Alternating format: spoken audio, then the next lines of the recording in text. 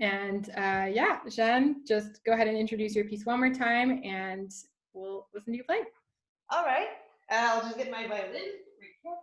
And okay, so I will be playing the Bourée by Handel from Suzuki Book number 2.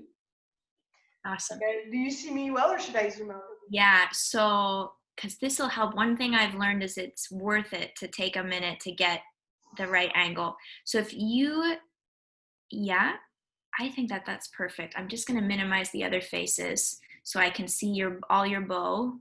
And yeah, it's a good, I like to see sort of the F hole straight on too, so I can look at where your bow is near the bridge and stuff. Good. It looks really good. Yes, we're good.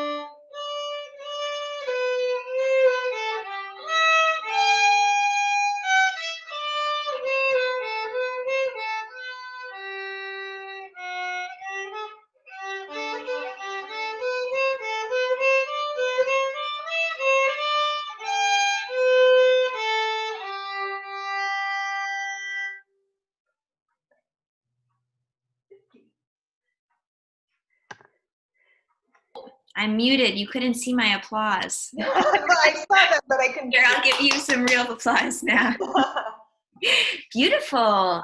You have a great sense of pitch. And your rhythm was great too. Very musical performance. Okay, so we only have 30 minutes, which is such a short amount of time. I have to figure out, little things that I think will help you take this piece to the next level. I have a musical thing and I have a sort of a technical thing. Musically, well, actually, maybe you tell me first. Have you and Julia talked a little bit about a Bourée or about Handel and maybe what this piece might, the approach or what you should be thinking of musically when you play it? My class is on Friday, and on Friday we did speak a bit about phrasing. Not really not Handel specifically and Bourée, so not like the historical context, I guess. Yeah. But we did start seeing phrasing, yes. Yeah. Because I think there's a little bit of a connection point between the two different technical and musical things that I want to talk about. I think that typically a Bourée is a secular French dance where it starts halfway through a measure. So what sounds like the beginning of the piece is always the upbeat to the strong measure, and it was very dance-like. That being said, when Handel writes Bourrées, He was really influenced by religious music. He played the organ, and his harmonization of this bourrée is much more chorale-like, and it's much more meditative than a lot of other, like there's bourrées in the Bach violin partitas and sonatas that are really bouncy, that are very much about how they're really influenced by fiddle music, and they have a lot of up and downs with your bow. I don't see this bourrée as being that kind of bourrée. I see it almost as a church bourrée, if that makes any sense, because the piano chords, if you listen to the harmony, are very much, they're solid on every quarter note, and there's an evenness to the sound, and there's actually pauses where you need to kind of grow crescendo and decrescendo, and hold things out a bit longer. So I would know that it's a bourrée, but also add in a little bit of the sort of slower contemplative nature of the piece. And I think when I watched your bow, I would like to see you have a little bit more diversity in your bow speeds and angles and lengths, because I think that it's going to let you do more with the piece musically, and it's going to let you hold out notes a little bit longer.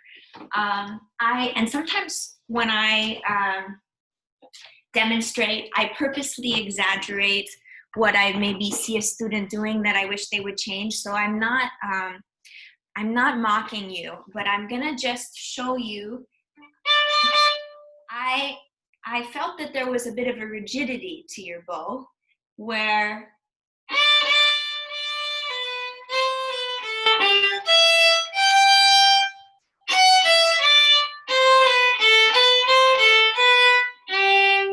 something that maybe if it's a half note in the music, it has two full beats. Mm-hmm. Because your elbow was a little bit stuck, it only got one beat. Even though you waited 2 beats, there was actually a beat of pause where there was space where I didn't hear the note. So the first thing I want you to try, and I'm going to pull up the score so I can tell you exactly these moments that I heard these pauses.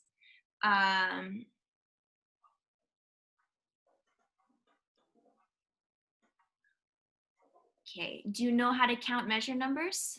Well, there's the numbers on my partition. Yeah, so the first measure would be number 2, your G. Okay, yeah, it's not long enough. Yeah, I'd like you to use a little bit more bow on it.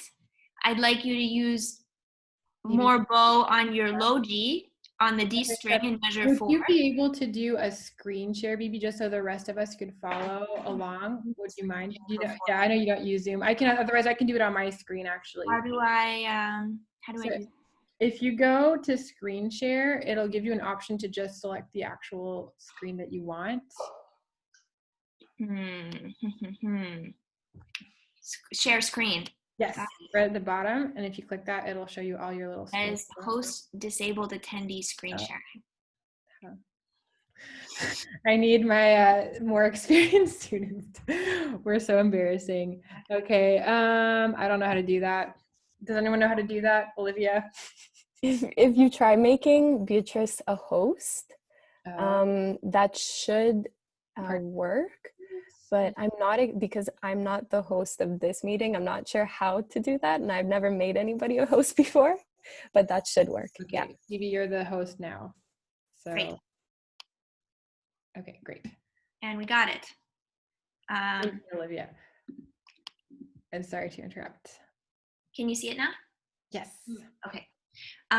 Basically, anytime you have a half note, or especially a dotted half note in beat 8.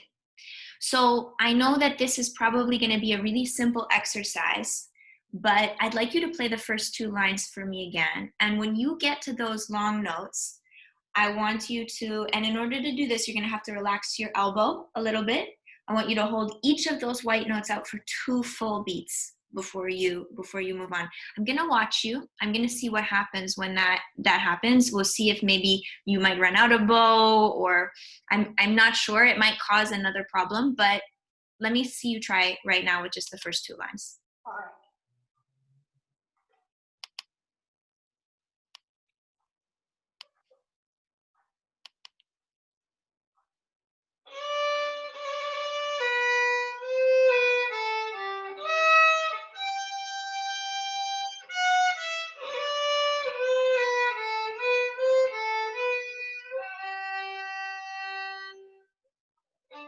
again? Or? Yeah, it's good. And then go do the second line too until you get to the end with the dotted half note. So start again from the beginning and do the whole first 2 lines. Oh, a bit too.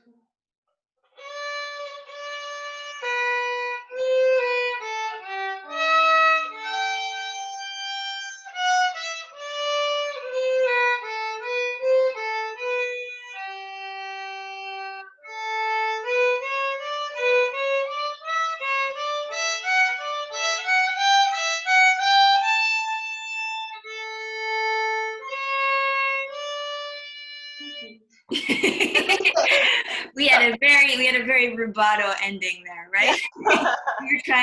You're trying. That's a great first step, though. That's a great first step, because eventually one of the things that we want to develop, and this is something that even as you are 2 and 3 years down the line, we're looking for a continuation of sound, sort of a linear continuation of sound, so that if you think of your tone as a line or a phrase, it's always moving like this. And in a piece like the Handel, if it drops, we lose the melody. It would be as if a singer would stop herself and take a big breath and then sing again. And singers work very hard to save their breath so that they can crescendo all the way up and end the phrase. I'm not a singer, so I'm not going to demonstrate for you. But that's a really good first step. And I'll tell you what, when you did that, your bow was straighter and it was closer to the bridge, and we say your sounding point automatically got better. So I like to say, if we can listen and hear the difference of something first, usually if we let our ear be the guide, the technical problem can sometimes solve itself.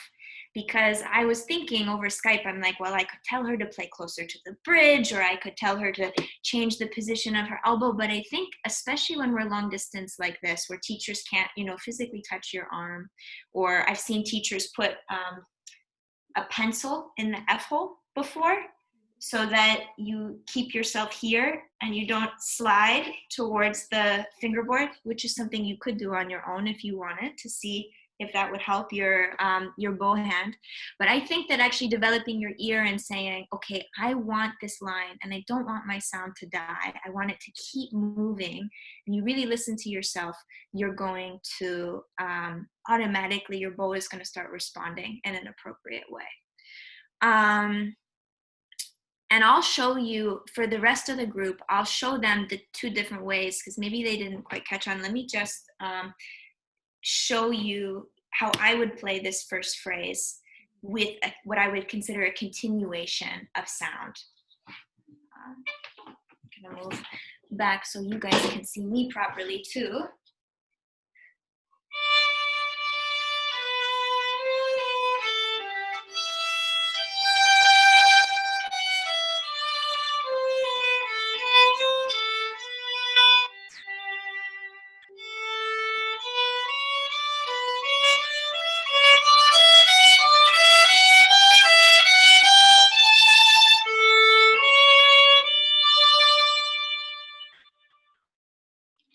So it's like we're not letting the sound die. We're not letting the sound die. Try playing the second half again for me now. I'll share the screen so the others can see the score. And here it is a little bit different, because there are moments in the phrasing where you do want to take specific pauses at specific points to show I finished one idea and I've started a new idea. Do you know where some of those might be? Yes, when there's like the apostrophe on top. Mm-hmm. Yeah. The commas are the easiest spots. So for now, let's say whenever there's a comma, I'm giving you permission. If you were a singer, you get to take a breath there, okay? So you can stop your sound and restart it. But the high B in measure 11, long bow. And the E, and I'll tell you what, it's tough to make that open E string sound nice as a half note, but try it. In measure 12, also longer bow. Oh,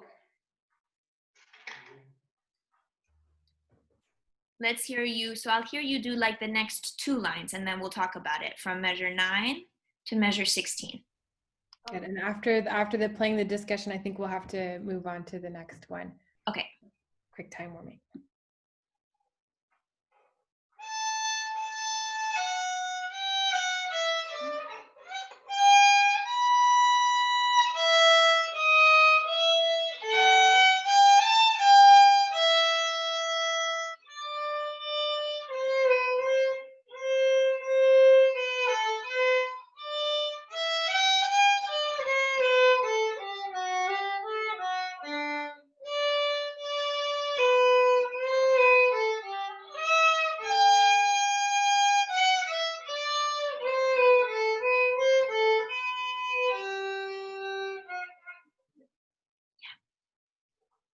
Good. You can finish it. Finish the phrase. You left me hanging. Okay. So. Yeah.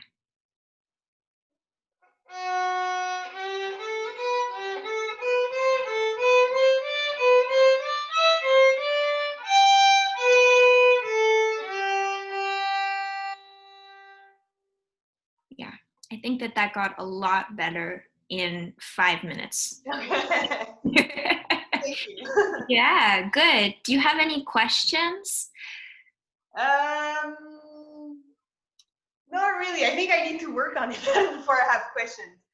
Yeah, and you feel free to message me afterwards. That thing I told you about the pencil thing, like I'd be happy to explain it because it might actually be helpful for you in keeping your bow straight when you're doing these sort of long exercises. I also have some sort of long bow exercises. I'm sure Julia has done some of them with you, but if you want to work on your long bows, let me know, and I'm happy to chat with you a little bit more. But I think that the continuation of sound already sounded much better. You looked more relaxed, and your pitch and rhythm are already really good. So I think that if we can get you a little bit more comfortable with your bow arm, you're gonna really grow as a player. All right. Yeah. Thank you. That was a pleasure to hear you. Well, thank you so much, Bibi. Thank you, Jen, for playing. Let's take a 1-minute break to just transfer over the next Zoom link. Everyone has those? Yes?